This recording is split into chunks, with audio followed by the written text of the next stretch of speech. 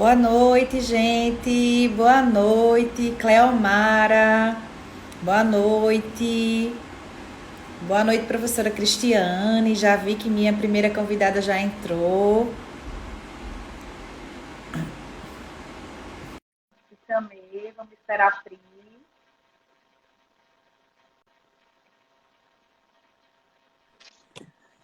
Olá! Olá! Tudo bom? Ai, que Olha quem felicidade! eu tenho aqui. Ah! Que felicidade com a canequinha! Que beleza! Léo, boa noite! Acabei de ver. Boa noite, Léo. Érica, boa noite! Ricardo, pessoal do Editais do Brasil, boa noite! Acho que a Pri entrou. Vou chamar ela para compor. A nossa Terezinha, professor Paulo, boa noite. Oi, Oi. Oi! estão me escutando Meninas, bem? muito Sim. bem, Loura, muito bem. Meninas, Ai, que bom. Oi, professora Cris, que Tudo prazer te ver bom, Pri? aqui. A hoje é hoje é a professora, noite das gente. meninas. Hoje é a noite das meninas, das garotas. Isso. Professor Felipe, boa noite. Primeiramente, eu queria agradecer imensamente a presença de vocês duas mulheres maravilhosas, as quais eu admiro demais, que me inspiraram, inclusive, as duas sabem disso, porque eu rasgo de seda mesmo, tanto para a Pri, porque eu acho que desde o começo a gente se identificava demais, eu adorava quando ela fazia, sabe, os questionamentos de forma tão exclusiva, porque ela falava exatamente o que eu queria falar, então, assim, eu achava o máximo. E professora Cristiane, porque é sem palavras, é sem palavras. Ela é maravilhosa mesmo, é maravilhosa tanto profissionalmente como pessoalmente. Eu tive a honra de, né, no meio desses cursos, no meio dessa pandemia louca, eu tive a sorte e a honra de ter feito amigos, né, e não só colegas de trabalho, mas acima de tudo, companheiros e amigos aí nessa jornada. E agradeço demais a disponibilidade de vocês e vocês estarem comigo hoje na nossa terceira noite, né, do ciclo regional de debate. Então, assim, eu quis reunir realmente algumas pessoas que eu sei que estão efetivamente participando das discussões aí, desde o PL até agora com a lei sancionada. Então, assim, vamos dizer, antenadas para que a gente possa realmente levar uma informação, um conteúdo de qualidade e que a gente possa realmente tirar as dúvidas das pessoas. Porque, na verdade, o evento, eu visei muito, né, esclarecer para os pregoeiros e para as pessoas que estão participando aí, né, como é que vai ser a partir de agora, né?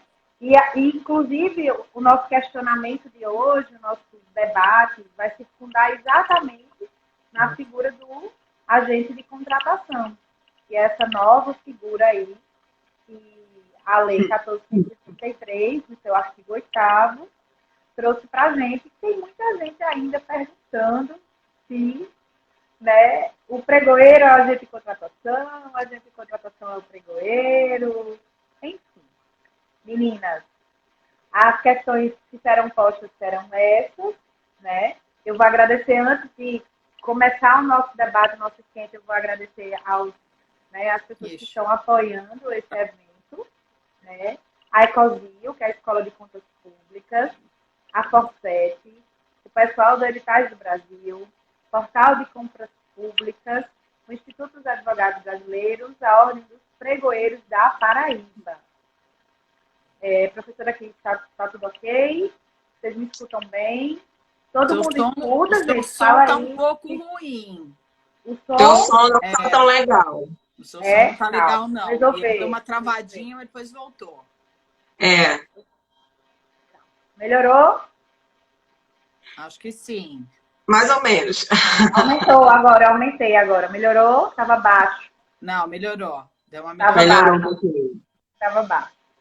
Então, gente, agora que o som melhorou, que todos me escutam, eu vou instigar o nosso debate E aí eu vou começar logo perguntando, eu queria que à medida que eu fosse perguntando, eu queria que a professora Cris começasse a, a abrir aí o nosso debate e a Pri arrematasse, tá, professora? Pode ser assim?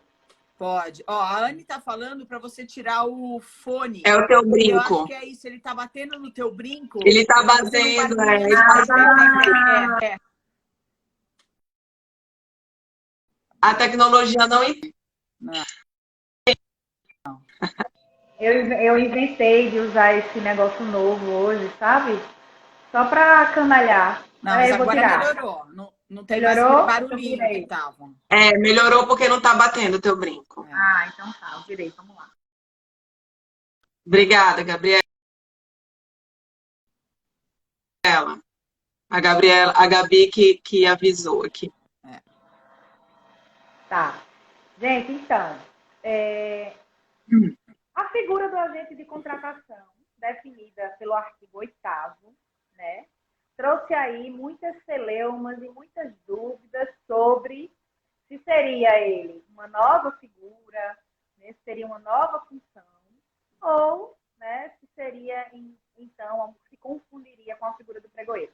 Professora, qual é a sua opinião sobre o papel do agente de contratação? Bom, vamos lá. Eu ainda acho que a gente está fazendo muita celeuma por nada, tá? É o que eu acho. Tem tanta coisa importante nessa lei, mas perfeito. Eu acho que tem um ponto que a gente precisa compreender, que é o seguinte: essa lei, ela não é técnica. Em várias circunstâncias, ela usa expressões com sentidos diferentes, mas o nosso papel é tentar buscar uma lógica, uma técnica nessa lei. Então, por exemplo, isso é uma coisa que eu já discuti com o professor Rafael, já tive a oportunidade de discutir também com o professor Vitor Amorim. Quando ele fala na expressão licitação para essa lei é gênero. Gostemos ou não, para ela é o nome do instituto. E aí ele compreende duas coisas distintas. Ele compreende o tal do processo licitatório, que aí é o processo competitivo, e depois ele fala da contratação direta. Então, isso é uma questão de capítulo. Quando a gente olha para a lei, a gente consegue visualizar isso. Pensando nisso, quem é esse agente de contratação? Veja, ele ficou tão preocupado que ele falou duas vezes. Ele conceitua no artigo 6º, depois no artigo 8º ele vai e repete a mesma coisa. Bom, esse agente de contratação, para a lei, é aquela pessoa que vai acompanhar todo o trâmite. Olha, vou até ler porque é o literal. Então, tomar decisões, acompanhar o trâmite da licitação. Trâmite da licitação. Licitação é gênero. Dar impulso ao procedimento licitatório. Aí ele usa procedimento dentro de processo, porque o processo é o todo, cada fase é o procedimento. E executar quaisquer outras atividades necessárias ao bom andamento do certame até a homologação. Eu tive a oportunidade de fazer uma análise histórica, né? Não vamos fazer aqui porque não é o caso, mas se a gente olhar o papel dessa pessoa que trabalha na licitação, desde os primórdios lá, se a gente pegar, por exemplo, Código de Contabilidade, depois Decreto-Lei 200, a gente vai ver que eles começaram a ficar preocupados com a pessoa do condutor, na verdade, a partir do Decreto-Lei 2300. E que também não falava tudo isso. Aí a gente pega Decreto-Lei 2300, Lei 8666, que já tem um pouquinho mais de preocupação. Aí a gente pega a Lei do RDC, pega a Lei do Pregão, pega a Lei das estatais. Aí você vai ver que a preocupação com a pessoa que conduz isso aumenta. Com condução, com capacitação. O meu tá baixo? Peraí. Não, o meu tá bem alto aqui. Então, não sei, eu vou falar mais perto. É o teu fone, eu tô escutando bem ela. Não é o teu fone? Acho que é o teu fone, porque tá bem alto aqui. Então, veja, preocupação com quem é, preocupação com capacitação. Então, quem é esta pessoa? Quem é esse agente de contratação? É um servidor da administração que vai praticar atos. No meu modo de ver, não é só na fase de competição, o foco é a fase de competição, mas também antes, especialmente se a gente pensar no papel dele na Lei 8666. Eu fui muitos anos comissão de licitação. E eu não trabalhava só na fase externa, eu trabalhava desde a fase interna. Eu auxiliava na montagem. É claro que a Lei 8666 não competia aos membros da comissão fazer edital, porque a gente lá não assinava edital. Quem assinava era a autoridade. O pregoeiro passou a poder assinar edital. Bom, se ele vai assinar edital, penso eu que ele também pode estruturar esse edital. Então, eu não vejo problemas dele auxiliar na fase interna. O que eu não acho que ele é esse gestor de projetos. Não acho. Eu não até e concordo com quem fala isso, porque ele teria que ter uma superioridade hierárquica, e ele não tem. E muitas vezes o agente de contratação e o igualzinho, que é o pregoeiro, porque para mim o pregoeiro é o agente de contratação na modalidade pregão. Por favor, para mim não tem diferença nenhuma. Esse agente de contratação, às vezes, é uma função, não é um cargo. Então, como é que você pode atribuir uma função e dizer que tem uma hierarquia superior? O que eu acho é que, pelo know-how dele, ele conhece muito a licitação, então ele vai poder participar desde o começo, como alguém que tem todo o interesse, porque é óbvio, ele não quer que o processo chegue com falha, porque ele não vai conseguir resolver no momento da competição. Então, para mim, o papel do agente de contratação é um papel primordial. Por isso, a preocupação da lei nessa pessoa ser altamente qualificada. Senão, não teria problema. Se é só para julgar, eu não preciso nem da pessoa, eu posso substituir por uma máquina. Mas se eu estou tão preocupada com essa pessoa, é por quê? Porque ela vai poder auxiliar na fase interna. Gente, vamos resgatar a legislação. Sabe, é uma mania da gente olhar daqui para frente. A gente olha a Lei 14.133 como se fosse a primeira lei de licitações. Não é a primeira. Vamos olhar na história qual é o papel. Há um livro muito interessante do professor Diógenes Gasparini. Pelo menos é o único livro que eu conheço que fez análise da comissão de licitação. Vamos rememorar esse livro? Se a gente olhar qual era o papel da comissão, hein? Na velha Lei 8666, vamos verificar que tudo aquilo que a comissão podia fazer, segundo ele, é exatamente o que a gente está falando que o agente de contratação pode fazer. E isso não significa dar a ele superioridade hierárquica ou esse qualificador de condutor de projeto. Não é isso. Eu não acho que é isso. Eu acho que ele é uma pessoa super especializada e cada vez mais, porque ele tem que dominar muitas coisas, mas isso não significa ser um condutor de projeto. Acho muito interessante essa ideia, né? Há grupos lá onde a gente participa que isso já foi colocado. Até eu falei, meu Deus, eu vou ter que estudar esse negócio, porque não é uma linguagem jurídica, é uma linguagem estritamente técnica, mas eu não acho que esse é o papel dele. Mas que ele, no meu modo de ver, pode participar desde o início, não significa que a ele tenha a competência de conduzir. Eu me preocupo um pouco esse negócio de conduzir. Só que se a gente olhar outras legislações, acho que se me falha a memória do RDC, ele falava em condução da licitação, gente. Então não é novo. A gente está preocupado agora, mas é engraçado, isso aqui já tinha antes e a gente nunca levantou essa celeuma. Não sei por que agora estamos levantando. Então, eu não acho que ele é o condutor de pegar o processo e levar embaixo do braço. Não é responsabilidade dele, mas ele é aquela pessoa que está sempre pronta, disponível para auxiliar nesse andamento do processo. Aí, fico vendo aí o que a Priscila pode complementar. Pelo menos essa é a minha opinião. Antes de eu comentar qualquer coisa, eu quero escutar o que a Pri tem para arrematar aí, porque eu tenho certeza que ela vai trazer qualquer coisa assim. Qualquer coisa eu vou trazer mesmo. Gente, olha, primeiro boa noite, agradecer o convite da Ana Pri. Chama ela de Ana Pri porque eu me confundo ao chamar outra pessoa de Priscila, sabe? E agradecer o convite, agradecer a professora Cris, tenho um apreço, uma estima como se eu fosse amiga, assim, de morar na mesma cidade, por ela e também pela Ana Pri, como ela disse, nós já tínhamos afinidades, assim, imagina depois a gente se conhecer pessoalmente, né? Porque o calor humano é tudo. E depois, bem, dessa explanação da professora Cris, que realmente é uma aula pra gente, ela traz uma elucidação a respeito desse tema, e realmente muito já se discutiu, principalmente em relação ao servidor efetivo, né? Se há obrigatoriedade ou não dos municípios serem, mas a verdade é que eu queria voltar um pouquinho.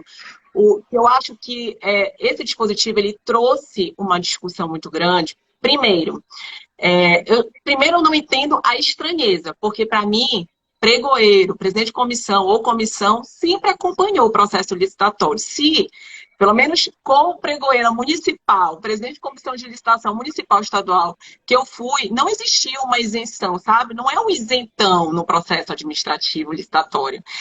Sempre esse agente foi, sim, um cara que pelo menos acompanhou esse processo licitatório de alguma forma, né? Talvez não com decisões, ele não poderia tomar decisões desse processo que antecedia a fase que ele pegava, né? Esse processo conduzia o certame, que aí eu tenho uma situação que certame até a homologação, o Felipe Bozelli passou por aqui, ele discutiu muito isso, para mim ficar muito claro que é na fase externa.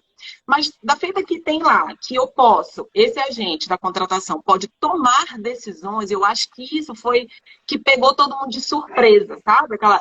Ele vai tomar decisões, ele vai acompanhar esse processo, né? Veja, ele não vai ser aquele cara que vai empurrar e dar impulso a esse processo licitatório exatamente por causa da segregação de função. Cada um tem a sua função nesse processo. Então, eu não vejo esse cara que vai conduzir, ele vai acompanhar. Acompanhar não quer dizer que eu vou dar impulso. Então, eu enxergo esse cara, primeiro, ele é um agente que ele exerce uma atividade própria de Estado, e eu também não sei por que fizeram tanto estardalhaço, se ele era efetivo, se ele era comissionado, demite todo mundo, não existe mais pregoeiro comissionado na face da terra. Eu acho que não é por aí.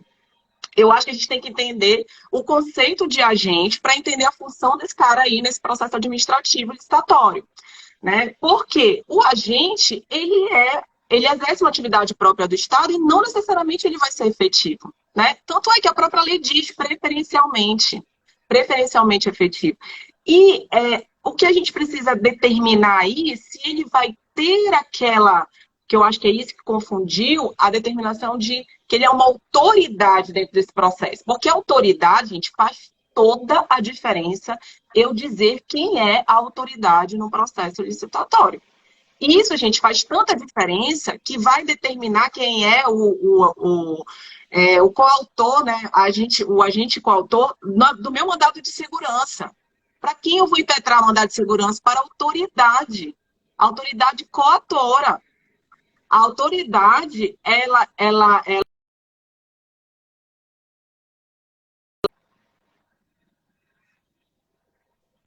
né? Inclusive a lei diz, né? Cabe a autoridade máxima do órgão, a entidade, determinar quem é que vai exercer o quê nesse processo. É isso. Quem vai tomar decisão, respeitando a segregação de função. Eu não vejo problema algum. Acho que confundiram os conceitos, talvez porque estivesse ali no CAPT, né? Tomar decisões, eu acho que confundiu um pouco, quer dizer, ele está lá desde o começo, tomando decisão nesse processo. Como é? E eu acho que não foi bem assim. Eu acho que disse tomar decisão, mas dentro, tanto é que a lei não esqueceu de falar na segregação de função. Ele tem um papel nesse processo e ele vai tomar decisões dentro da função que for determinada e escolhida para ele. A autoridade máxima, ela vai dizer quem são os agentes da contratação. Os agentes da contratação, e aí eu concordo com a Cris, ele não é aquele cara do projeto, ele não tem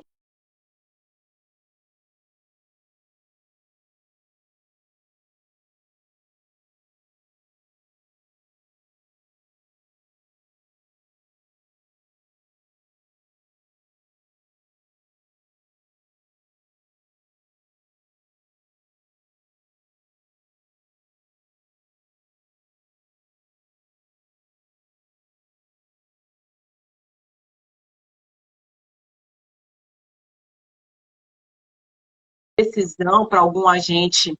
Cabe a ela, cada órgão vai ter que saber, e aí vai ter que regulamentar isso, né, Cris? Não dá para adivinhar, a lei é norma geral, aí ela caiu mesmo. Não, voltou. Não, voltou. E aí cada regulamento, estava falando, Ana Pri, que a autoridade máxima dentro ali do seu regulamento vai dizer, né, quais são essas funções desses agentes, os agentes da contratação. E dentro desse agente da contratação, eu acho que inclui. Ele não é um cara só, acho que todo mundo ficou muito vidrado, porque o pregoeiro, como ele também é o agente da contratação, meio que pintaram ele como super-herói do processo. Ah, ele toma decisão, ele dá impulso, ele faz isso, ele faz aquilo. Não. A agente da contratação, eu vejo de uma forma geral, nesse processo, em que a autoridade máxima vai escolher. E todos serão agentes da contratação se eles estiverem envolvidos no processo administrativo licitatório, sendo que aquele que a gente entendia como presidente de comissão de licitação, né, que vai conduzir esse processo do certame à homologação, né, ele vai ter algum poder de decisão, que quem vai determinar é o regulamento. É o regulamento. Posso né? depois complementar, Pode. Lucinha? O que eu acho é o seguinte, né? Dentro dessa sua linha, e concordando com você, Bre, o ideal, né, para ser técnico, o que essa lei devia ter feito? Ter chamado todo mundo que trabalha em algum momento de um processo de licitação, ou na licitação, vamos usar o nome genérico, de agente Sim. de contratação. Seria o ideal. Então, e aí até, de repente, criando uma nova carreira. Perfeito agente de contratação. Até porque depois, se ele quer atuação por competência, se ele quer segregação de funções, eu tenho uma carreira mestre. Mas o que ele confunde quando ele fala, não existe o agente de contratação, aí depois ele fala, né? No pregão é pregoeiro, aí tem a comissão de contratação, aí tem o fiscal, aí tem o leiloeiro, aí tem o gestor, aí tem a equipe técnica, aí tem a equipe de apoio, tem o assessor jurídico, aí ele abre, aí fica aparecendo quem que é esse. Por isso que a gente fala, quem é, de onde vem, para onde vai, como se reproduzem, né? Esse agente de contratação. A gente ficou meio louco. Mas eu acho talvez que a intenção tenha isso. sido essa, né? Eu acho que eu ele acredito teve mesmo. Mas eu aí acredito que teve. mas aí depois alguém falou teve, assim, porque mas assim, aí o fiscal, né? Lá no contrato tá tão longe. Então vamos chamar. Mas na verdade o fiscal também é um agente de contratação. sim, por que não? Então, e, gente, esse agente de contratação, sabe onde que ele vai trabalhar também? Na contratação direta, pelo amor de Deus. Como é que chama Também. a pessoa que trabalha Exato. na contratação direta? Agente Exato. de contratação. Ele vai ter atribuição relacionada à licitação. Então, na primeira leitura que eu fiz, Cris, para mim foi tão tranquilo que eu fiquei até um pouco assustada, porque às vezes a gente lê da maneira que cada um vai lendo individualmente, aí de repente para ti, tranquilo isso aqui, gente, contratação, todo mundo que mexe com a licitação nesse processo. E aí, de repente, vem um outro e fala assim, não, mas está dizendo lá que existe um fiscal, o projeto, isso, aqui. E eu acho também que a gente precisa ter muita calma na hora de ler uma lei, interpretar, e não é inventar, gente, porque cada um tem a sua contribuição nisso. Eu não queria dizer bem essa palavra, porque sou um pouco estranha e pejorativa. Mas não acho que florear muito, sabe? Nem sei também se eu usei a palavra certa agora, mas eu acho que a gente não pode. Florear muito algo que poderia ser muito bem, talvez, interpretado ou encaixado ali na lei e todo mundo ficar tranquilo, sabe? De boa. Como a Cris disse, eu acho que tem outros assuntos que a gente poderia realmente estar discutindo e pegaram a gente da contratação, talvez por esse bando de função que apareceu ali, e aí o povo pegou, como a Cris falou assim, pega a definição de agente público, bora ver, na verdade, quem é esse cara, quem é o agente público, né? E aí vem de novo a questão, pode ser efetivo, não pode ser efetivo, porque agora todo mundo vai ser efetivo. Gente, servidor sempre foi servidor. A gente sempre foi agente que exerce uma atividade própria de Estado, então necessariamente, inclusive, ele pode até nem ser remunerado por isso.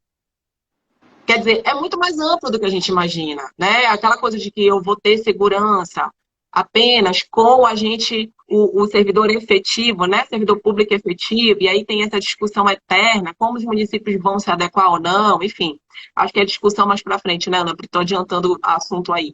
Mas a questão é que eu entendo perfeitamente desta forma, tá? O agente da contratação é visto, para mim, como o servidor público que atua no processo de licitação, sendo que ele vai, sim, colaborar, e eu acho que todo mundo, de certa forma, já interpreta assim, né? Que ele vai ter o espírito colaborativo, talvez para encaixar no princípio da segregação de função, que é muito importante para essa lei, tanto é que é princípio expresso. E aí também ele toma algumas decisões, mas quem vai definir isso é a autoridade máxima. E para mim está bem claro que o regulamento vai ter que dizer ali qual vai ser a designação da função de cada um. Para mim é isso. Pri, eu queria só arrematar o que vocês disseram, porque vocês realmente já pontuaram tudo, e eu posso dizer que eu concordo com esse posicionamento que a gente está tendo aqui, principalmente quando a Pri fala, eu acho, quando eu li, para mim, soa normal, porque eu acho que é uma realidade tão aproximada. Hoje mesmo eu estava dando uma palestra pela manhã, que sua maioria eram pregoeiros, e eles estão muito acostumados, gente, a fazer tudo, sabe? A fazer tudo no processo há muito tempo. A tipo, conduzir... Essa é a realidade. Aí eu fui falar, gente, ó... O agente da contratação já existe. Então é como se a lei, ela só viesse meio que dizer assim, de forma expressa, o que o cara já fazia. E o que o cara não faz só pregão, né? O cara é pregoeiro quando atua junto ao pregão, mas o cara tá ali e ele acompanha, né, todos os demais procedimentos licitatórios, como a professora Cristiana, como a Pri disse, ele vai fazer dispensa, ele vai fazer contratação direta, ele vai acompanhar o processo quando ele não for pregão também, né? Olá, Éder, tudo bem? E essa questão das funções, que seria a minha segunda pergunta para vocês, que seria exatamente isso, quais as principais atribuições do agente, a gente deu até uma caminhada, já adentrou nisso daí. Eu vejo, como a Pri fala, que a própria lei fala que ela será definida, né, as atribuições e como ele vai atuar, vai ser definido no regulamento de cada órgão. E aí vai variar como é que o município interpreta isso, como é que, né, o seu órgão atua dessa forma, vai estabelecer o regulamento, tomando por base, né, os regramentos gerais, e vai definir o que o cara vai fazer. Cris, só sei que a ordem aqui é tu primeiro. Mas Então, posso falar? Quando ela diz assim, pode. quando a gente tem esse regulamento de município, eu só penso assim, o município, gente, ele vai pensar, qual é o parente que eu não vou escolher? Porque praticamente, sério, falando sério, quem não tem vínculo nenhum com nenhum licitante ou fornecedor daquele município lá, que a gente sabe que todo mundo é parente de todo mundo, né? Aí eu acho que o regulamento vai ser assim, bora ver quais são as funções, e bora ver quem é o menos parente aqui. É isso, gente. Não, a gente não vai ter como escapar, né? Tem. Não tem como. Qual dos meus 3 servidores públicos eu vou conseguir escolher que faz tudo? Então, assim, se eu puder complementar, até você falou uma coisa interessante, essa questão de autoridade. Gente, isso daí não é novo, tá? Se pegar o decreto pregão eletrônico, já diz que pregoeiro é autoridade. Depende do que você entende por autoridade. O problema é que a palavra autoridade, ela pode ser vista em vários contextos. Ele não é autoridade máxima, ele não é ordenador de despesa, mas dentro da sua competência, ele é autoridade sim. A Priscila falou muito correto. Tanto que ele vai ser o sujeito do mandato de segurança. Se for o ato praticado por ele, ele é a autoridade competente. Então, no meu modo de ver, foi isso que a lei quis dizer. Essa ideia de compreensão de competência. Porque quando você exerce a sua competência, você é autoridade. Por isso a segregação de funções é tão relevante. Para eu saber exatamente quem compete fazer o quê. E aí, essa pessoa, ela é autoridade sim, porque ela vai responder pelos atos que pratica. Agora, dentro dessa máxima da lei, quem vai decidir mesmo, como você bem disse, Priscila, é o regulamento. E não vai ser muito diferente daquilo que já faz hoje. Até porque não tem tanta gente assim. Se tivesse, né? Cada um dentro da sua realidade. Eu falo que eu não preciso ir longe. Eu não preciso ir para um município do interior aqui do estado de São Paulo, ou para ir para norte. Não preciso, gente. Eu olho na capital. Tem muito órgão do município que não tem estrutura de pessoal. É um problema sério isso. E aí você não tem pessoas. Isso é o mundo ideal, né? Eu não digo nem que seja o mundo federal, porque a gente tem pessoas também que a gente conhece, que trabalham na esfera federal, e que muitas vezes trabalham em órgãos que também não têm isso. Então, Verdade. essa lógica de segregação de funções é dentro do possível. Agora, tem uma coisa que não é que eu não vou dizer que eu concordo nem discordo, mas é a constatação. Que a lei falou que essa pessoa tem que ser concursada, ela falou. Isso era o ponto que eu ia temos. Veja, eu não preciso concordar nem discordar. É o que está. Agora, quando ele fala quadro permanente é o concursado, independentemente do regime jurídico. Sim. Bom, e aí eu escutei uma fala outro dia, e eu concordo com isso. A lógica dessa lei se você é uma estrutura pequena, talvez você não precise ter essa pessoa. Talvez você possa se aliar a outra. Não acho que isso é tão simples assim. Isso eu também acho que é muita doutrina e pouca realidade. Mas tudo bem, é uma coisa interessante. Vamos nos aliar. Eu não preciso ter, se a gente contratar. Professora, lhe interrompendo um pouquinho. Essa sistemática que agora os pequenos municípios poderão se unir mediante consórcio para fazer suas aquisições em conjunto. Gente, isso não vai acontecer. Eu acho muito difícil isso acontecer. Não, pode até acontecer. Aqui na realidade, eu acho...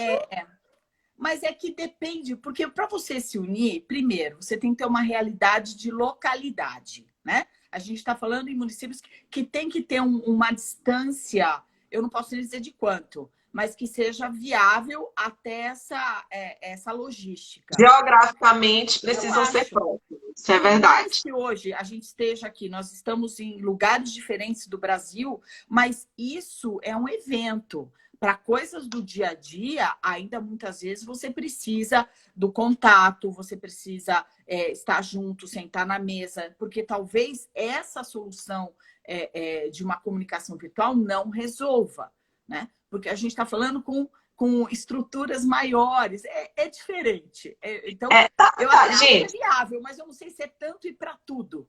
Né? Mas tudo bem. Falar. Consórcio, vou dizer aqui na real como acontece. Consórcio é assim, se junta municípios do Nordeste do estado do Pará. E aí eles se juntam, mas eles se juntam assim, gente, para ter um lugar, um escritório, muitas vezes na capital, em que eles possam vir e eles vêm para cá, se encontram no escritório, porque tem uma secretária ali bonitinha, não sei o quê. A gente fala em consórcio, parece que é uma coisa assim, ai meu Deus, agora eles estão organizados em consórcio. E isso é maravilhoso, isso é demais. Gente, eu acho que só o consórcio só funcionou mesmo, e se é que funcionou, agora para comprar vacina. Porque aí ninguém queria ficar sozinho na história para ter responsabilidade sozinha caindo nas costas. E aí todo mundo agora resolveu entrar em algum consórcio para adquirir vacina, para que a culpa fosse do consórcio, não fosse só dele, entendeu? Na hora de adquirir. Mas a verdade é que nada muda a estrutura daquele município. Ele vai continuar pequeno, ele vai continuar com pouca gente. E olha, tem um porém aí que todo mundo esquece. Muitos municípios, eles são, inclusive, penalizados por causa da folha. E aí, gente, a folha, a gente pensa assim, mas eles estão...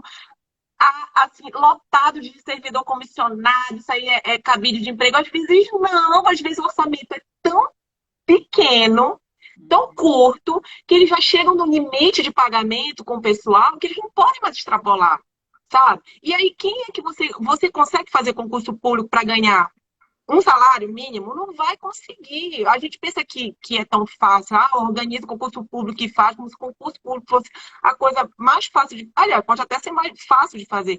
Mas a verdade, gente, é que numa situação de um município desse, é muito mais, talvez, cômodo e eficiente, por que não, eu diria assim, você contratar carro comissionado. Não, é mais fácil. Só complementando, Priscila, eu concordo com você. Muito embora eu não critico o que está na lei. A lei não está inovando. Pelo amor de Deus, gente, ela está colocando o que está na Constituição. Qual é a regra? A regra sempre foi concurso público. Qual é a exceção? Direção, chefia e assessoramento. Me diga onde que o agente de contratação faz direção, chefia e assessoramento. Não é nenhuma dessas coisas.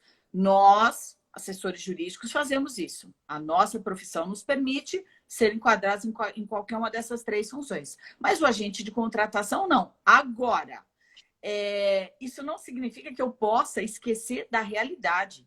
E outra, até o final desse ano, pela Lei Complementar 173, a gente não pode fazer concurso. A gente não pode fazer concurso. Então, veja, você tem limitação orçamentária, você tem um problema do Covid que impede, e aí você tem o quê? Uma realidade. Uma realidade. Para você contratar, você vai contratar quem? Você não tem uma carreira. Você vai contratar quem? Será que vai ter interesse em participar? Porque é exatamente isso, a remuneração é pequena. Então, não é melhor eu ter uma pessoa altamente qualificada? Porque, gente, essa lei não é brincadeira, isso. Eu penso que se as pessoas não entenderem que para ser agente de contratação, que nome que você tenha, porque o rótulo não importa. Ou você domina o assunto, ou a responsabilidade bate a porta. Porque cada vez isso vem, não é novidade isso. Para mim, isso começou com o pregão. Na minha época, que eu falo que eu sou raiz, né? Eu sou Leuto 666, fiz concorrência, técnica e preço, fiz tomar os... Eu fiz um curso que muita gente nunca... Pri, carta Covid. Não. Mas, eu fui comissão. Gente, comissão, assim, você chegava na repartição, a doutora, a senhora vai ser comissão. Eu falava, mas como bem? Não, doutora. Só não está entendendo. É prenda. Você entra aqui, você é jogado para ser comissão de licitação. E às vezes, claro, eu era advogada, pressupunha que eu sabia, né? Eu lembro que a primeira vez eu falei, gente, mas eu não entendo nada desse assunto. Não, mas a senhora não é advogada? É assim, meio que há uma correlação. Não, advogado, tudo a ver. Tudo a ver. Aí você vai aprendendo na prática. Mas o bom que veio com a modalidade de pregão foi que falou, não, peraí, você tem que ser capacitado, curso. Porque naquela época, curso, eu cheguei a fazer. Como é que era isso?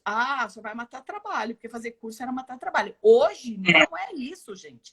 Hoje o curso é essencial. É essencial. O pregoeiro, como exigia, né, a certificação, realmente foi uma virada de chave. Por quê? Alguns municípios disseram assim, opa, já não pode ser aquele que eu queria. Vai ter que ter alguém que tenha certificação, que saiba mexer no sistema. Isso. Eu acho que a história do eletrônico mudou, teve essa virada de chave, sim, mas a realidade ainda foi imposta, levando em consideração que tem limitação, sim. A gente não reconhecer isso é pisar em cima da realidade nua e crua que muitos municípios passam. E eu acho que quem viveu isso de alguma forma, quando vê a lei tão bonita, né, esquece que a Lei 8.666 também, a Constituição Federal sempre pediu o servidor efetivo. Né? Isso não era diferente. E não é porque existe a lei agora. A gente espera, né, que, lógico, quando vem um marco normativo desse, tão importante no âmbito das licitações, a gente pensa assim, poxa, alguma coisa vai ter que mudar. E vai mudar. Vai mudar.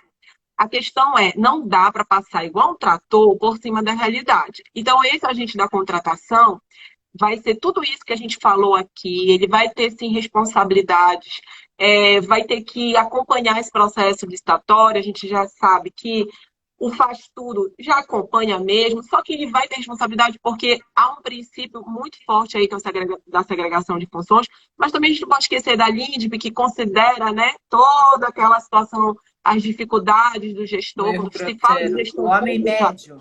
Ele ainda vai ter que ser o homem médio. Quando se fala, eu jamais entraria porque eu sou uma mulher alta, não sou mulher média. Desculpa, até sem graça. E aí, então assim, tudo isso, gente, vem para, com certeza, tentar dar a virada de chave, mas o Brasil não é esse mundo colorido da lei, não, porque a gente sabe que há muitas dificuldades, principalmente na contratação e na realização de concursos públicos, porque, olha, concurso público é um negócio tão sério, você contratar um servidor efetivo, que você tem que dar todas as garantias, não é, gente, aquele comissionadozinho que está lá e que aceita qualquer coisa, não, né? E os contratados também, a figura do contratado. Também, os contratados, comissionados. É porque aqui renovado. Gente, a questão é que foram tantos anos, né, Pri? Tantos anos capenga, que a gente tem tanta coisa para mudar, que ninguém vai fazer as coisas de trás para frente, ou da frente para trás, né? A gente não vai conseguir mudar. O Brasil, ele tem uma mania, eu digo sempre. Ele tenta consertar tudo, as coisas assim, às avessas. Então tá tudo doido, tá tudo, desculpa a expressão, tá tudo cagado. Vamos pegar uma lei, vamos tentar resolver para trás, o que a gente consegue fazer? E é por aí que acontece com tudo aqui, gente. Sempre a gente arruma uma legislação para consertar algo, que na verdade às vezes nem precisava, entendeu? E às vezes a situação ela é tão mais crítica, tão enraizada, que assim, para mudar precisa de tanta coisa antes que o que a gente vai discutir agora nada vai fazer sentido se não mudar o que já está muito problemático. Posso colocar mais uma Se linha não mudar, nessa se fogueira? não mudar a conscientização, Pode. né? Se não mudar aqui, né? Olha, eu vou ousar dizer uma coisa, mas é pela minha experiência, quem está nos ouvindo aí não me leve a mal, tá? Mas é a experiência que eu tenho de 30 anos de contratação e de governo. Não sou ocupante de cargo efetivo. Sempre que trabalhei no governo, trabalhei como cargo em comissão. Eu ainda acho que para esse tipo de atividade, talvez seja melhor não ter um vínculo. Sinceramente. Porque não é... Eu penso o contrário das pessoas que falam, não, mas tem que ser... Eu sei que está na Constituição. Veja, estou falando agora minha opinião pessoal. Tem que ser porque o cargo em comissão, ele está sujeito... Não, depende da pessoa. Desculpa, eu nunca não tive nem proposta, porque eu nunca dei abertura para esse tipo de coisa. Então, veja... Será que efetivamente essa questão de evitar a corrupção está atrelado ao tipo de vínculo? Ou está atrelado vamos dizer assim, a qualificação da pessoa? Gente, porque, desculpa, se é uma pessoa que nem a Priscila, que trabalhou bastante e tal, ela tem expertise, ela não vai manchar o nome dela. Desculpa. E pouco importa o nome não vai ser contratada. Porque se ela manchar o nome dela, ela nunca mais vai ser contratada. Gente, por favor. Então, acho que o problema não é o vínculo. Eu acho que tem por trás, infelizmente, como bem você falou, Priscila, a lógica da lei é acabar com a corrupção. Ela ainda tem esse resquício da Lei 866. Mas, nesse caso, até pelo nível de exigência, talvez o ideal não seja ter um vínculo concursado. Porque eu acho que é muito mais fácil você exigir de alguém de fora, porque é condição até para essa contratação. Não, eu vou contratar a Ana Priscila, eu vou contratar a Priscila, porque eu vou olhar o currículo delas. E vocês não vão... Gente, por favor, vocês não vão querer queimar o nome de vocês. Porque queimou uma vez, vai sofrer processo, não sei que nível de responsabilidade, você não é contratado mais, você já era no mercado. Eu quero fazer só uma pontuação sobre isso, depois a Pri vai terminar, tá? Eu conversei com a professora Cristiana esses dias, eu tive o prazer inenarrável de vê-la novamente, tomamos café juntas e discutimos sobre alguns pontos que a gente tive essa sorte, viu? E é porque parar um pouco... mas eu vou chegar aí, tenha calma.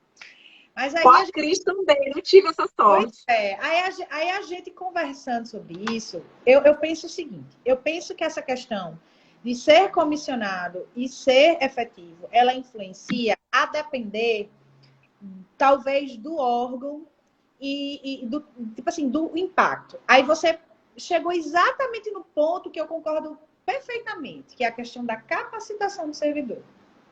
Por que eu estou falando isso? Porque eu estou falando o seguinte, no município, com uma realidade, né, como a Pri falou, tem três servidores que sabem tudo, que eu vou pegar e tá lá, enfim. No município que é limitado, que a gente sabe que tem suas limitações, se o cara for um servidor efetivo, eu acho que ele vai ter mais segurança na hora de atuar. Quando eu digo segurança, é segurança no sentido de se impor, sem dormir, gente, sem deitar a cabeça no travesseiro, sem se preocupar se aquela ata, aquele não que ele vai dar, vai impactar diretamente se ele vai perder ou não o emprego amanhã. Porque numa realidade de um pequeno município, a gente sabe que as oportunidades elas são bem menores do que em outro local. E aí, quando eu falo isso, eu falo o seguinte, muitas vezes o maior empregador, o único empregador, é a prefeitura. Então, se o cara se indispõe com quem manda, o cara não tem emprego. Isso impacta a vida dele. Quando eu falo diretamente que eu acho que daria mais segurança no exercício da função se ele fosse efetivo, eu estou pensando e visualizando nessa ótica e atrelada nesse cenário. Concordo com a professora Cristiana quando ela falou e quando as pessoas estão falando aqui em caráter, em ética. Eu trabalhei a vida toda também, fui servidora comissionada em todos os locais onde eu trabalhei, os órgãos onde eu trabalhei. Eu me dediquei ao máximo, eu entendo que eu fui uma servidora, né, vamos dizer assim, que honrou a classe, né? Sempre agi como eu acreditava que deveria agir, mas, infelizmente, essa realidade não pode ser aplicada de uma maneira geral, de forma, vamos dizer assim, indiscriminada. Pá, bum. E concordo com a Pri também quando ela fala que a Priscila fala, gente, a gente tem a mania de inventar a lei para resolver o problema. Concordo. Por quê? Porque as mudanças elas têm que ser gradativas. A gente não vai mudar tudo que a gente fazia agora para fazer tudo diferente, porque agora 1433 juntou tudo que a gente já sabia que era certo e botou num canto só. Ana, Pau. já que a Cris veio e soltou botou um gravetinho, venho com a minha lenha, tá? A lei falou de servidor efetivo. Aí a gente pensa logo assim, mas esse cara, ele não pode ser, então eu não posso tirar ele, né? Porque ele tá lá, ele é efetivo, ele tem vínculo, não posso tirar ele. Só que a lei, a gente esquece o seguinte, a lei não falou, quem veio a discussão? Tchau! A lei não falou que servidor efetivo é estável. Eu acho que eu que caí. Não. Opa, voltei. Voltou, escutei, Pri. Não, mas ela não fala efetivo, ela fala do quadro permanente. Tá, mas ou no quadro, ou, né? Então, mas quadro permanente é o servidor efetivo. Eu entendo assim. Tá, mas ela fala assim, bora voltar lá, ela diz assim, que o problema entre servidores, não, ele fala assim, entre servidores efetivos ou do quadro permanente, né? Então, porque quadro permanente... mas ela fala ou. Então, quadro permanente é o estável. Tá, mas aí servidores efetivos, se ela não diz que é estável, porque ela tá servidores efetivos ou do quadro permanente. Não. Entre servidores efetivos ou empregados públicos dos quadros permanentes, os dois. Dos quadros permanentes. Do regime. Aí nós vamos discutir. Tá. Aí é regime. Empregados públicos é o seguinte, pouco importa o vínculo. No primeiro momento que eu li, tu fala assim, tu achas que essas duas efetivas estariam ligadas ao quadro permanente mas eu quadro permanente também é isso, entendeu? No primeiro momento que eu li, no primeiro momento que eu li o seguinte, quando ele falava ou empregados públicos dos quadros permanentes, eu entendi como se fossem aqueles empregados públicos lá da sociedade mista, das estatais. Mas é que estatal não, porque não aplica. É assim, eu vou falar porque eu sou professor de direito administrativo e eu gosto dessa matéria. Vai, professora. Servidor efetivo, tem até uma pergunta aqui. O que é, porque a gente fala assim, o cargo de comissão, cargo de provimento efetivo e cargo vitalício. O que é o cargo de provimento efetivo? É o cargo concursado. Aí você tem duas coisas que são diferentes. Efetividade, é o que você adquire quando toma posse, porque você passa a ser dono do cargo. E aí, após o estágio probatório, você adquire, com a aprovação lá, a confirmação, a estabilidade. Então, quando ele fala que servidor efetivo, ele está falando do servidor concursado, estável, regime estatutário. Ou empregado público, por quê? Porque você tem muitos entes que não adotaram o regime estatutário, adotaram o regime seletista. Mas esse seletista também tem que ser concursado, por isso que ele fala em quadro permanente. Os dois é do quadro permanente. Porque os dois são dos quadros permanentes, entende? Assim? Não. Porque quadro é um conjunto de cargos isolados e de carreira que tem dentro do governo. Você pode montar vários quadros. Secreta essa lei? Tem.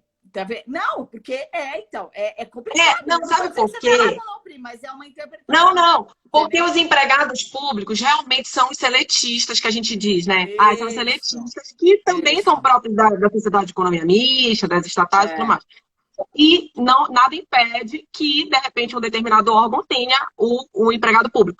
A questão isso. é que é porque assim, a doutrina, ela tem vários tipos de classificação, né? É, E aí, se a gente for entender assim, que o servidor efetivo, ele vai ser, né, empregado ou empregado público, né? E até o professor falou assim, empregado público não tem não tem. estabilidade. Não. E aí, quando Depende. fala Eu assim, fui empregada pública e tive estabilidade. Mas por quê? Porque o local aonde eu já prestei o tinha. concurso tinha uma lei que dava estabilidade ao ocupante de emprego depois de 2 anos. Então, eu era uma Ah, servidora seletista estável. Mas isso é uma aberração. Em geral, o e seletista eu já não vi tem estável. situações também de 10 anos também, que quando você fica na mesma função, Isso, além de você adquirir a remuneração, você ainda tem efetivamente. Mas, enfim, a isso. questão é que, para servidor público, a gente sabe que tem vários tipos de classificação, e no primeiro momento que eu tinha, que eu li, eu disse assim, cara, servidor efetivo ou do quadro ou empregado público, né? Entendi que a assertiva seria do empregado público somente, porque quando a gente fala empregado público do quadro permanente, né? Do quadro permanente. Entrou via concurso, tá? Corretíssimo. Se é do quadro permanente, entrou É via concurso, não é concurso. o comissionado. É, Indiscutível. infelizmente, o que a lei diz foi Não isso, é mas isso não comissionado. é a Não é, realidade, não é. gente. É Não é. Realmente não é. Aí eu efetivo. concordo. E eu, apimentando mais um pouquinho, e eu acho que é regra geral. Pronto, falei. É o quê? Que é regra, Regra geral. para mim também. Isso para mim não é regra Entende específica. que Eu não sinto é. muito, Que os porque municípios tem um vão par poder funcional. dizer lá que eu sinceramente, Tá, Eu mas também não acho. dá para discutir isso, não. Tá, É mas isso eu, quando eu eu concordo. digo, quando a lei diz preferencialmente, ela dá uma abertura para que, se tu não tiveres condições de escolher o agente da contratação, o servidor efetivo, né? Tu vais ter que dar justificativa, tu vais ter que motivar o teu ato. Eu entendi dessa forma, quando ela fala preferencialmente.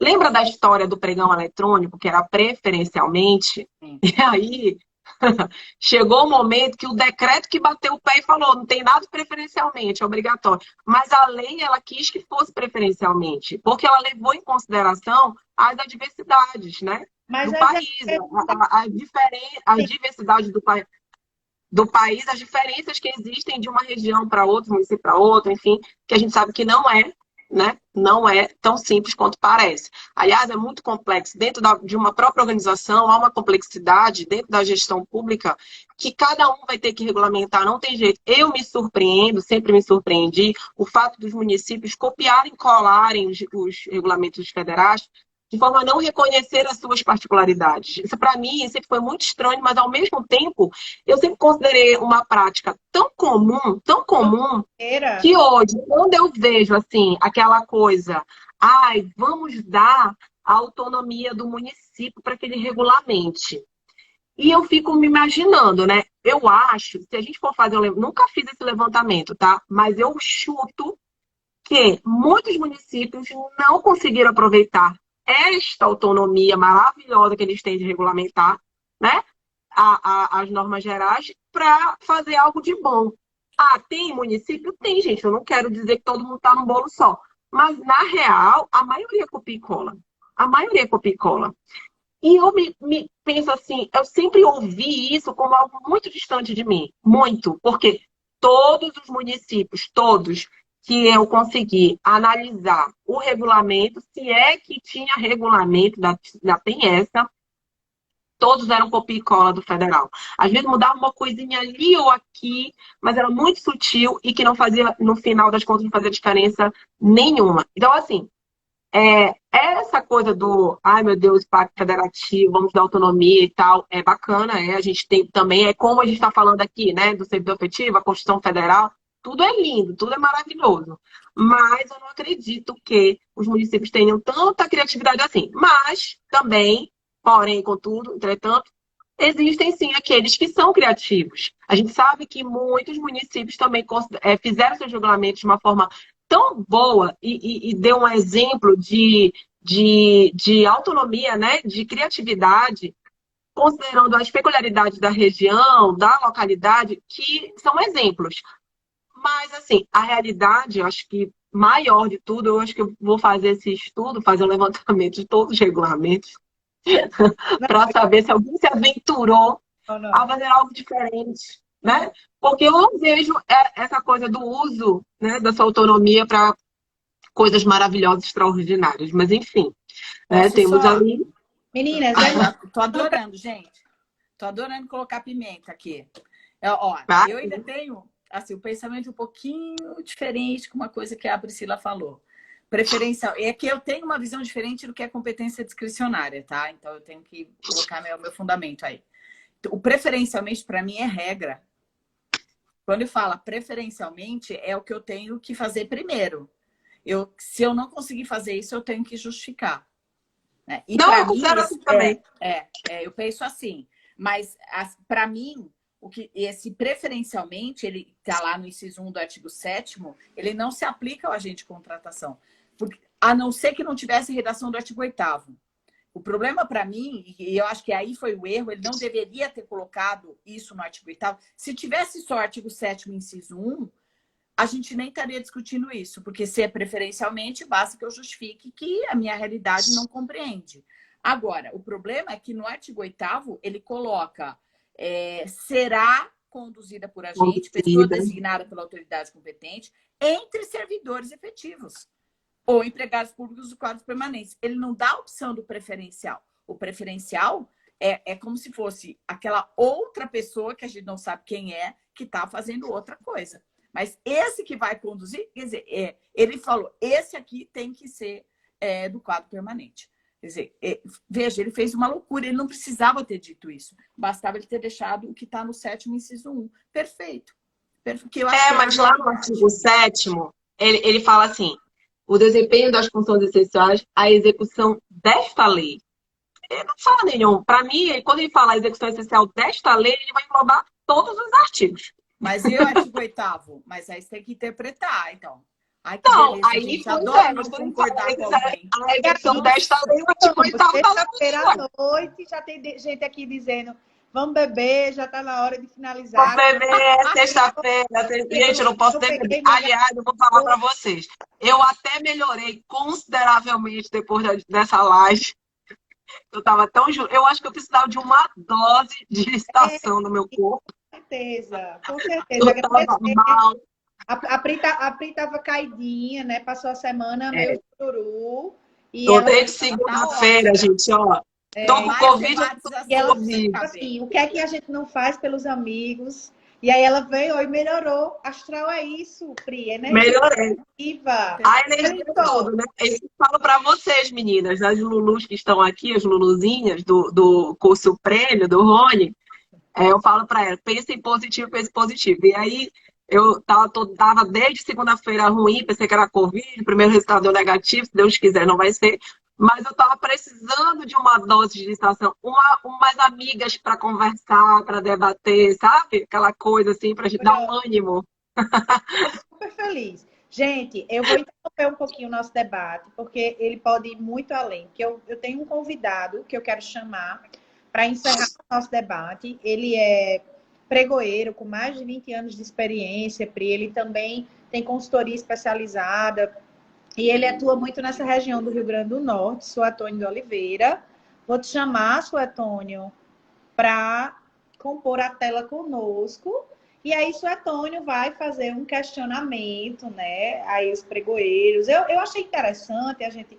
Oi, Suetônio, boa noite. Boa noite. Bendito Boa noite. as mulheres na sexta-feira à noite, hein? Pois é, que prazer, viu?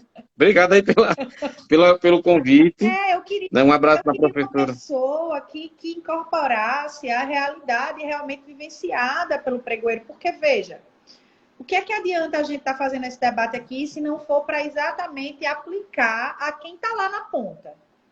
Eu sempre entendo assim, que eu acho que eu sou meio prática demais em algumas coisas. Quando eu digo que eu acho que eu sou meio prática demais, é porque quando eu estou interpretando qualquer coisa, eu estou pensando no que aquilo vai servir. A minha interpretação está servindo para quê? para ajudar o Antônio, para guiar o prefeito, ou para guiar o gestor, ou para guiar alguém em algum ato ou alguma decisão que ele vai tomar. Então, como a gente está debatendo hoje sobre a figura do agente de contratação, sobre essas atribuições, né, sobre se a lei inovou, se ela não inovou, eu achei bacana trazer alguém com essa vivência, com essa experiência, para fazer um questionamento e trazer aqui para encerrar a nossa discussão com essas duas maravilhosas, né, que se dispuseram a estar aqui abrilhantando o nosso evento e a nossa noite. Então, Suatônio, você fica à vontade, tá? Pode fazer o seu questionamento, se apresenta, e eu quero ouvir as meninas aí, para a gente encerrar com chave de ouro aí essa live da nossa sexta-feira. Boa noite. Eu quero agradecer a você, Ana Priscila, pelo convite. A professora Cristiana e a professora Priscila, eu tenho visto muito elas nos últimos dias em várias lives aí de várias organizações, né? A coragem de fazer isso na sexta-feira, realmente, né? Realmente tem gente querendo tomar uma cerveja, um chopp, qualquer coisa. Enquanto a Priscila estava querendo tomar uma dose de licitação. Está inspirada para se recuperar na semana, né? Olha, muito feliz com o tema de vocês e as discussões. Eu aqui ouvindo e pensando. Eu tenho a oportunidade de andar de muitas prefeituras, em ter contato com muitos pregoeiros, com muita gente de prefeitura nesse Nordeste, por aqui na região que eu vivo disseminando a utilização do pregão eletrônico, né? Eu faço pregão eletrônico desde 2008, numa prefeitura que tem uma cidade que tem 11 mil habitantes, e me levou, me credenciou, e hoje eu ando de Sergipe até o Maranhão, tem municípios que eu faço a propagação da utilização do pregão eletrônico, eu represento o portal de compras públicas, vocês já participaram de lives com o Léo Ladeira, né? E o Léo entrou tem dado muito para a noite, nos prestigiou. Foi? Que coisa boa. Mas diante dessa discussão, desse tema polêmico, que é o agente de contratação, pregoeiro, agente de contratação, se é efetivo, não é efetivo, essa discussão vai render. Tem um promotor aqui no Rio Grande do Norte que ele utiliza muito uma expressão que é o pregoeiro blindado. A preocupação dele, né, e nessa mudança, toda mudança gera polêmica, né? E a gente não sabe como vai terminar porque não tem nenhuma regulamentação. Mas vamos lá. Na opinião de vocês, como era que o pregoeiro ele pode adotar algumas ações que possa evitar ele sofrer sanções, certo?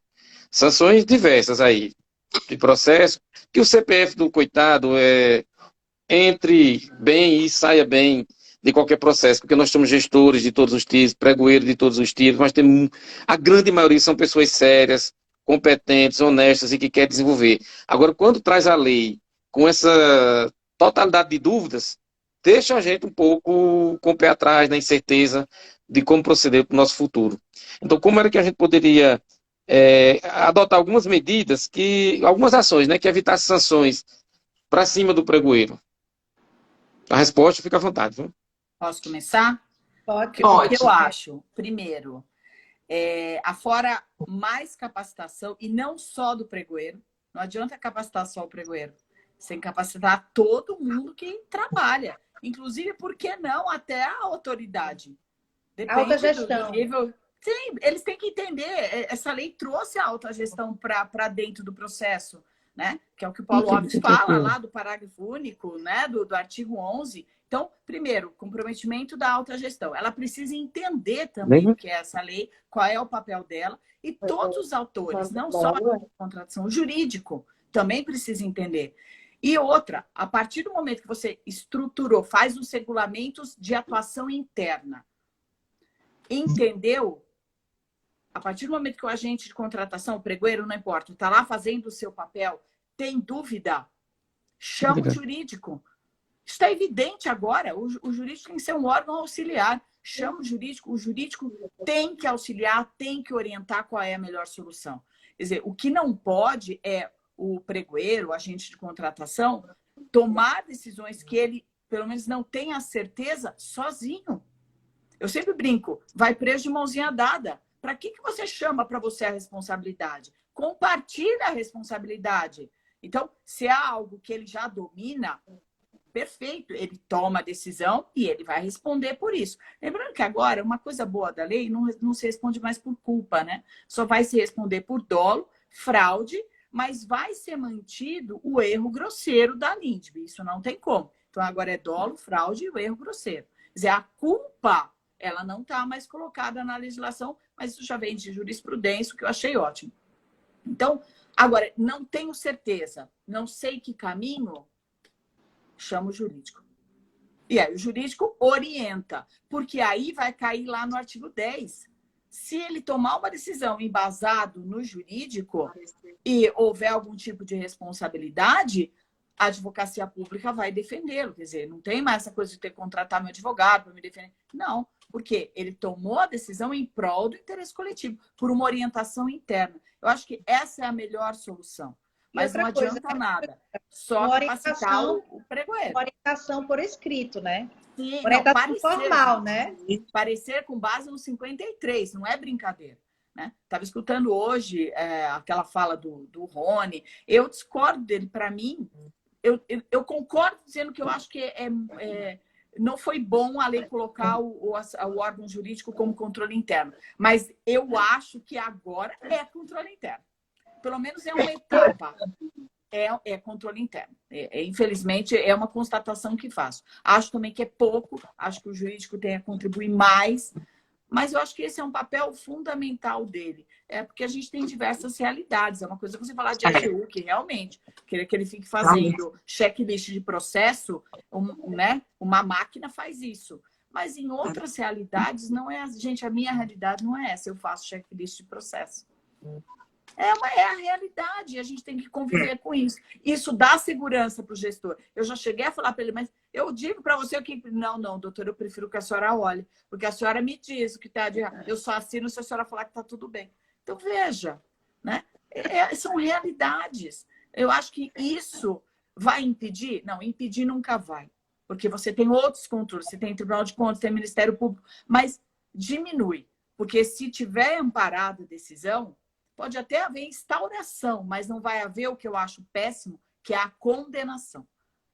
Né? Então, pelo menos essa é a minha opinião. Não sei o que a Priscila pensa, mas... Eu acredito o seguinte, que agora ficou mais claro... Eu vou te dizer a minha experiência como pregoeira, tá? Eu, apesar de ser advogada, sempre usei o jurídico do órgão para dizer, olha, dá um parecerzinho aí, para não ficar sozinha aqui nesse pregão. E sempre também caminhei para parecer técnico. Né? O parecer técnico é importante, uma vez que o termo de referência é feito todo por uma equipe técnica, pela secretaria. No meu caso, eu era pregoeira de todas as secretarias da prefeitura. Coisa fácil, né? Pegava todas as secretarias e licitava da bola da Secretaria de Esporte até a obra mais importante do município. Então, assim, Luiz, né? Isso. Então, assim, Luiz, eu acho que agora esse teu ato praticado em virtude de uma orientação, né, em parecer jurídico, ele te traz segurança jurídica, a estabilidade dessa tua decisão também vai ser muito mais clara, né? Tu consegues deixar mais claro nesse processo. Eu sempre digo assim, que o processo ele tem que ser lido por qualquer leigo e tem que ser compreendido. Então, você deixar bem claro que aquela sua decisão, olha, aconteceu isso aqui no momento do certame e eu preciso de ajuda, eu preciso não tomar... Ou então, eu até compreendo essa matéria, mas eu acredito que precise de um parecer jurídico ou um parecer técnico para corroborar a minha decisão, para afirmar, dar mais segurança jurídica, né? E a decisão jurídica, eu não estou falando só de parecer jurídico, não, estou falando de parecer técnico também. Né? Você pode ter sempre como é que eu posso te dizer, essa orientação para que você tome essa decisão com mais segurança. Né? E que a responsabilidade disso, como bem a Cris falou, recai aí futuramente, que você tenha, inclusive, direito à defesa, né? Da própria advocacia pública aí, dos municípios, estados, enfim, depende do órgão que você estiver, que você falou que a sua realidade é municipal. Assim você consegue ter esse vínculo, essa responsabilidade nesse processo. Né? E também, eu vou te dizer uma coisa, eu sempre aprendi com os pareceres técnicos e os pareceres jurídicos. Quando a gente começa a tomar as decisões e tendo até o hábito, não, eu te falo que tem que ser automático, né? Porque muitas vezes você já pode já decidir com base em dados que já estão ali, né? Postos para você. Mas eu sempre aprendi demais com os pareceres jurídicos. E aí cabe aquela coisa que a gente estava discutindo na gente da contratação. Que ele não só acompanha esse processo, mas até no momento de decidir, ele também dá uma chegada lá no jurídico, explica a situação. Ele é o cara que vai lá e diz, olha, aconteceu isso e isso. Como é que... aí o jurídico, de repente, tem um entendimento que ele não está lá no sangue, né? No calor do sertão como pregoeiro. O jurídico tem um entendimento, muitas vezes, doutrinário. Ele está ali só com os livros, ele está ali só com a jurisprudência. Aí você fala, então, nessa situação aqui é diferente, porque aconteceu isso, isso e isso. Aí o jurídico também tem aquela virada de chave, né, Cris? Olha, essa situação aqui requer um cuidado. É teu papel, sabe, advogado, vai com o processo, com a decisão, com a sua contestação, com a sua inicial, lá com o juiz. Tem determinadas situações que é preciso explicar para o juiz. Olha, isso aqui é assim, isso aqui tem uma peculiaridade aqui que você nunca viu. Ou então que você talvez não preste atenção. Então é muito importante que tu tomes essa atitude também proativa, sabe? De chegar perto do jurídico e entender o técnico também. Mais uma vez, trazendo a minha experiência. Eu, muitas vezes, chamava o engenheiro que eu queria entender por que ele tinha dado aquele parecer técnico. Que, para mim, faltava um link com a licitação. Porque, às vezes, o engenheiro, ele entende de engenharia. E, muitas vezes, o entendimento dele não se coaduna àquele processo licitatório, aquela decisão que você precisa tomar, sabe? Isso acontecia muito comigo, principalmente em relação à análise de atestado técnico. Muitas vezes, a análise de atestado técnico em serviços semelhantes era uma discussão tremenda no meu órgão. Eu chamava o engenheiro e disse assim, olha, nesse atestado aqui tem isso, isso e isso. O que tu entendes? Ele é semelhante? Ele não é, né? Não, se ele é. Tu achas que a empresa, ela pode, se ela fez uma ponte assim, a gente sempre fala o exemplo da ponte, né? Se ela fez essa ponte, ela tem condições de fazer essa outra ponte? E aí, muitas vezes, o engenheiro tem condições por causa disso e disso daqui. E muitas vezes aquele recurso, ele ia para um lado, sabe? Para tirar aquele concorrente no outro sentido. E você tem que explicar e tem que também trazer o engenheiro para a realidade da lei das licitações, que talvez não seja a mesma dele do técnico, sabe? Então, tudo isso é muito importante. Eu acredito que seja por aí. Eu só queria pontuar, assim, que as duas foram perfeitas nas colocações. Eu mesmo, algumas vezes, enquanto assessorava a comissão de licitação, tirei várias dúvidas com a professora Cris. Eu ligava e a gente conversava, professora, aconteceu isso, e é como a Pri falou, tem que correr atrás do parecer técnico, porque muitas vezes eu, como advogada, eu não domino aquela matéria. Eu preciso que alguém de lá do setor demandante, né, ele me diga, isso aqui, aconteceu isso. Por que aconteceu isso? Eu tenho que entender. Procede, não procede? Eu sempre fazia esses questionamentos até para orientar corretamente, sabe, o pregoeiro e quem estava lá necessitando do esclarecimento. Isso é positivo, porque é como as meninas falaram, você vai, né, fazer uma rede, meio que uma rede de proteção em torno de si. Você tomou várias precauções até chegar naquela decisão. Você se muniu junto ao jurídico, você se muniu junto ao setor técnico. Então, isso vai te ajudar na hora de você tomar uma decisão segura em relação a algum ato que transcorrer durante o processo. E só finalizando, a última fala seria que, como as meninas falaram, o processo ele tem que falar. Quando eu pegar o processo, tudo tem que estar lá. Não adianta eu pegar e ficar, peraí, calma, deixa eu entender. Por que o pregoeiro fez isso, hein?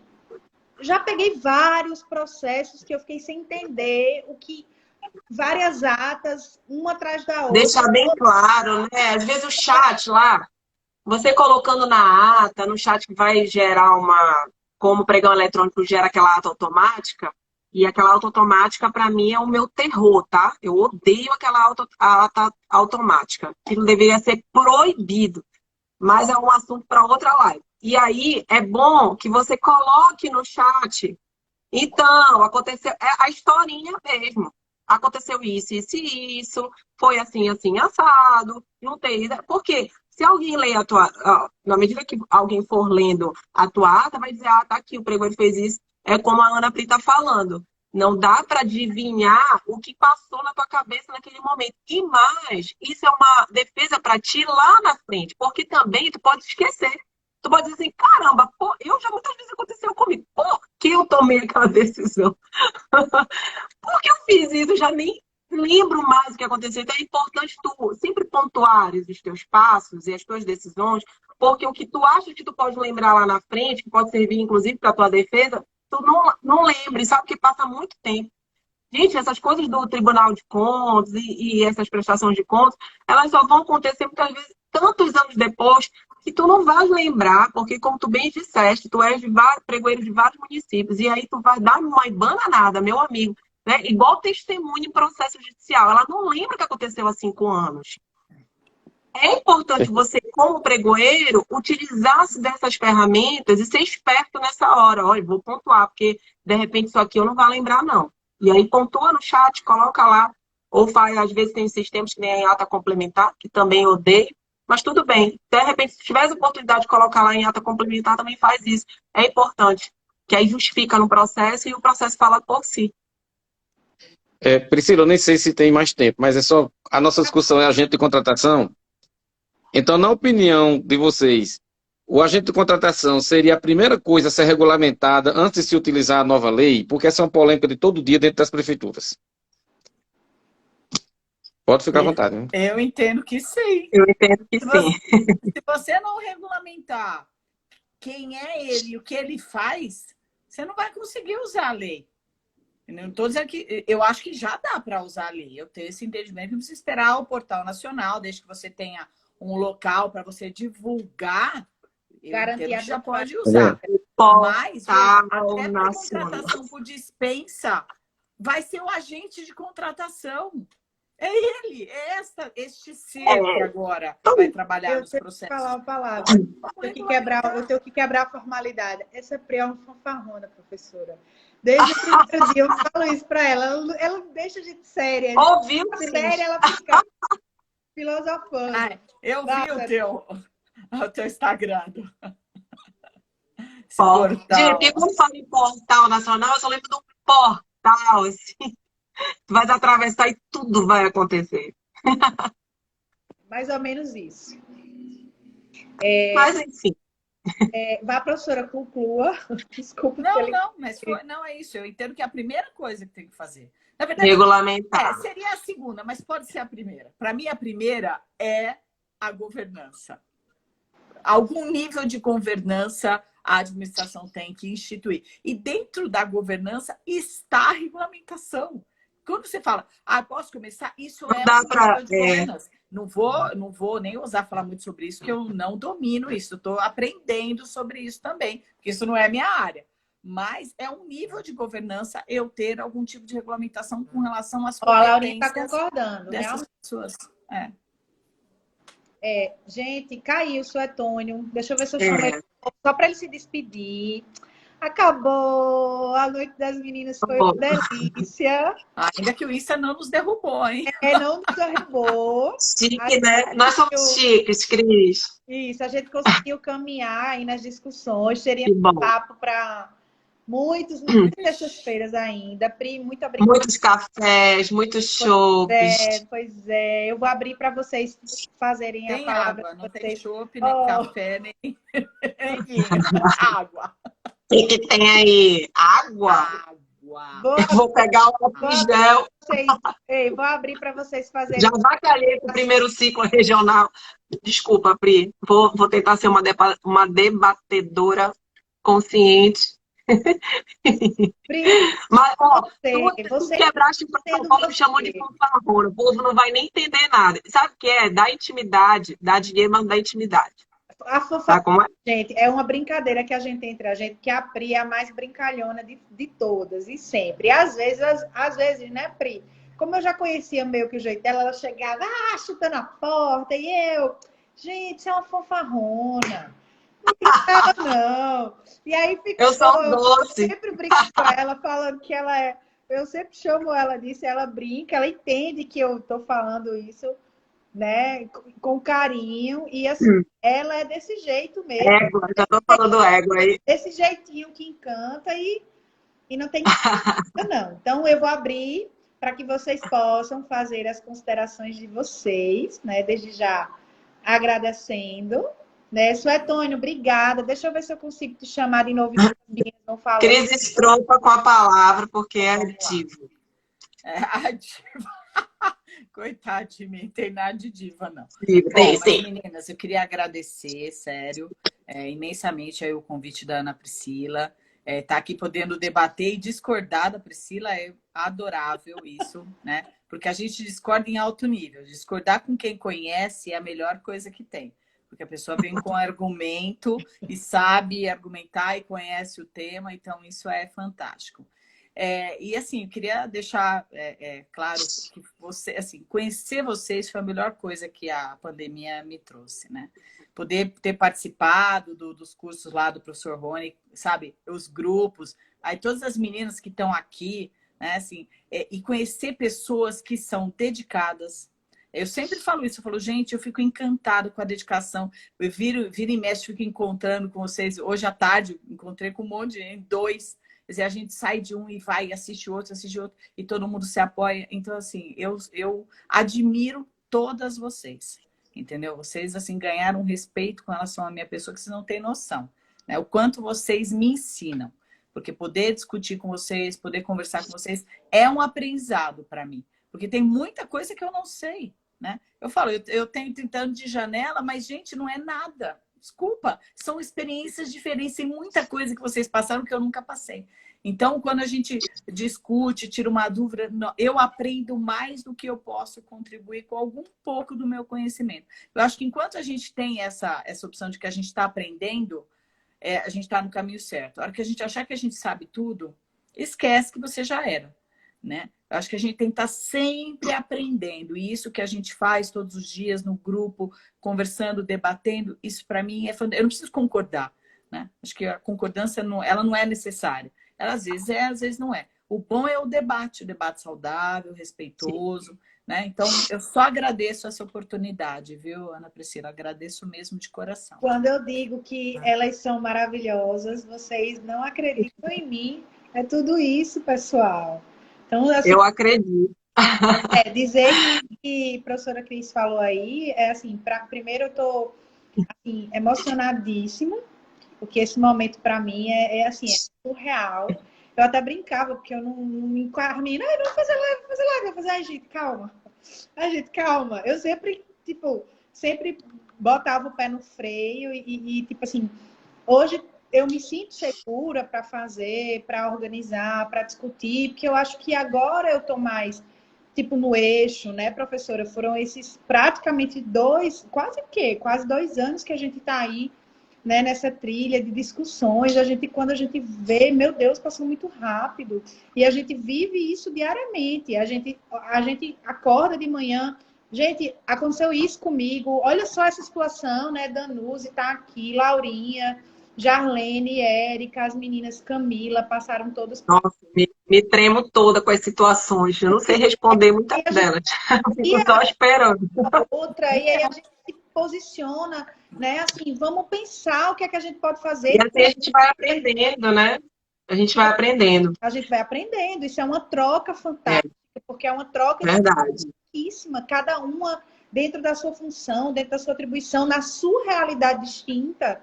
Então, assim, para mim, foi engrandecedor. Realmente, assim, foi uma das experiências, como a professora Cris falou, assim, foi uma das experiências mais fantásticas da minha vida. Eu não canso de falar.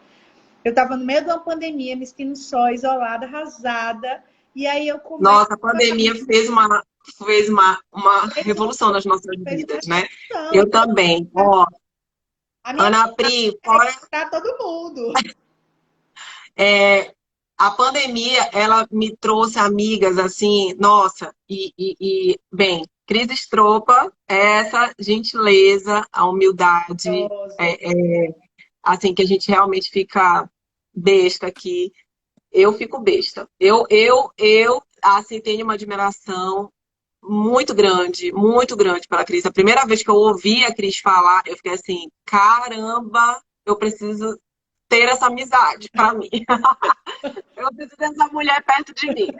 E assim, e a Ana Pri foi aquela coisa de, sabe, aquelas amigas, podia ser minha vizinha, a gente bater papo aqui, porque a gente também teve uma afinidade muito grande. E aí, quando ela viu que eu sou fanfarrona, eu sou também um pouco mesmo, ela também.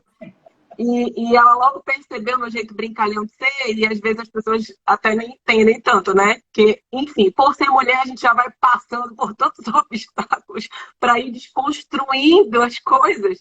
E quando a gente está distante, a gente tem que tomar muito cuidado também com o que a gente escreve no WhatsApp, né? E as pessoas já te pintam como uma pessoa. E eu tive a oportunidade na pandemia não só falar por escrito, conhecer virtualmente, construir essas amizades, mas também conseguir olhar para aquelas amizades, sabe? Aquelas amizades virtuais que eu já nem sinto mais que são tão virtuais assim, porque quanto a gente é próximo pelos cursos, né? Pelas lives, os webinars, enfim, tudo que vem acontecendo nas nossas vidas nos Já últimos acorda dando bom dia com a agenda? Com a agenda? no último ano, que foi realmente incrível, por um lado muito desafiador, mas por outro lado incrível. E eu quero te agradecer novamente pela oportunidade de estar aqui, principalmente ao lado da Cris. Não é a primeira vez. A primeira vez eu me tremi muito, falei tanta besteira, gente, que eu fiquei, meu Deus, eu não dei conta, porque ela, assim, quando ela começou a falar, eu falei, tô lascada. Ninguém me chama pra mais nada. Eu tive essa risada, viu, hoje. Quero sair daqui correndo, essa mulher, oh, meu Deus do céu. Mas, assim, tenho muito que aprender com vocês. Realmente a troca é maravilhosa. Ah, caiu. A câmera. Eita, quem sai do terremoto aí? Meu celular caiu, gente. Ai, calma. Caiu, a louca ninguém percebeu, tá tudo tranquilo. Ele pulou longe. Ainda bem que foi só o Nossa, celular. ainda bem que tá no final. Nossa. Gente, mas assim, só É muito emocionante. tudo isso. Então, agradecer Olha, primeiro, esse teu ciclo regional foi maravilhoso. O povo já fica... O problema, sabe o que é? A galera já fica, Cleiton, né? tá acabando, Cleiton. Já é sextou, bora bem, beber, bem. bora. Então, agradecer, gente. Só agradecer. Realmente, eu não tenho mais o que falar. Agradecer demais a oportunidade de estar aqui. Principalmente de estar aqui compartilhando, podendo escutar, principalmente o posicionamento de vocês e até... Olha, quando a gente se entrega para aprender, até as nossas convicções, elas ficam ali, sabe? Elas ficam sempre em suspenso, porque a gente está sempre... Entra mais em A gente está sempre querendo ouvir e dizer, será que realmente é do jeito que eu estou pensando ou não? E isso é muito bacana, isso é muito gratificante. Então, obrigada. Boa noite. Agora sim, hashtag Menina, sextou. sexta-feira Obrigada pela dose de vou ânimo hoje, que eu estou me sentindo até melhor. logo aproveitar, né? E já chamar o pessoal, já convidar o pessoal, porque sexta-feira que vem, né? Eu vou trazer o professor Felipe Bozelli aqui. Estou avisando logo as meninas. Se preparem a sexta-noite, tá? Todas elas. Inclusive, ele já deixou eu escolher Pri, eu brinquei com ele que ele estava botando umas fotos que não combinavam. Não era a paleta de cores dele. Aí ele brincou. Não, sério? Eu disse, não, professor, essa foto não tá legal. Vamos organizar isso. Enfim, já disse que eu posso até escolher a paleta. Então, meninas, agendem. Sexta-feira, às 19 horas, as brincadeiras à parte. Professor Felipe, eu vou pedir para ele falar do procedimento de inegibilidade, da dispensa. E aí a gente vai ter outra pauta aqui, outro fogo no parquinho aqui para puxar. E, enfim, vai ser super bacana. Vou receber também Otto Rodrigo, que é daqui. Ele já foi diretor da ESA, aqui da escola jurídica, da nossa escola jurídica da OAB. Né? Atualmente, ele está dirigindo uma universidade e ele vai entrar nesse debate. Então, hoje a gente teve a Noite das Meninas. Sexta-feira que vem, eu vou ter a Noite dos Garotos. Então, muito obrigada, gente. Aguardo vocês sexta-feira que vem. Professora Cris, maravilhosa, muito obrigada, honradíssima. Esse dia eu vou guardar no meu diário, no meu caderninho inesquecível. Pri, Muito obrigada por ter participado da noite conosco. Mesmo doentinha, eu sei que você fez esse esforço tipo, graças a Deus que você até melhorou, que isso fez até bem para você. Fico muito feliz. Eu não vou ficar, né, me sentindo culpada porque trouxe você hoje para cá. Então, beijo enorme, meninas. Agora, Cleiton, sim, vamos Tchau, beber, gente. Cleiton. Obrigada. Tchau, gente. Obrigada mesmo. Um beijo. Beijão.